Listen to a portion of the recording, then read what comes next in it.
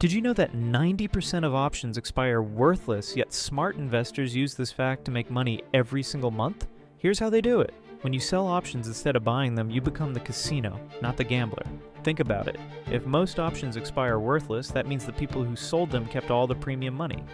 Let's say you own 100 shares of Apple stock. You can sell a call option against those shares and collect maybe $50 in premium. If the option expires worthless, you keep the $50 in your shares. If Apple goes up and your shares get called away, you still profit from both the premium and the stock price increase. This strategy is called a covered call, and it's like getting paid rent on stocks you already own. Professional investors do this every month to generate passive income while building long-term wealth. The key is picking stable stocks you actually want to own and selling options at prices you'd be happy to sell at. Start small, learn the basics, and watch your portfolio generate income month after month.